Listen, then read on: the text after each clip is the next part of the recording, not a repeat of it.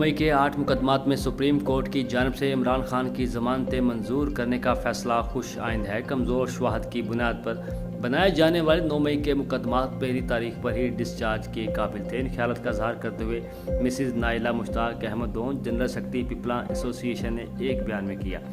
उन्होंने कहा, आज सुप्रीम कोर्ट ने उन्हीं दो गवाहों की शहादतों को यकसर मुस्तरद करते हुए ज़मानत मंजूर कर ली, जिससे एक बात तो वाज़ेह हो चुकी है कि इमरान खान पर बनाए जाने वाले तमाम मुकदमा सिर्फ सियासी अनात का शाखसाना है।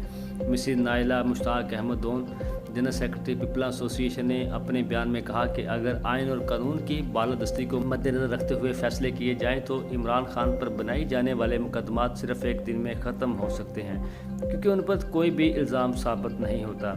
इंशाअल्लाह इन तमाम मुकदमात में ज़मानत और बरीयत के बाद इंशाअल्लाह अल-कादर ट्रस्ट केस की समाअत भी चंद दलाल की दूरी पर है। अवाम में बढ़ती मकबूलियत इस बात का वाज़ेह सबूत है कि इमरान खान इस मुल्क के बल्कि उम्मत मुसलमा के मकबूल तरीन लीडर बन चुके हैं।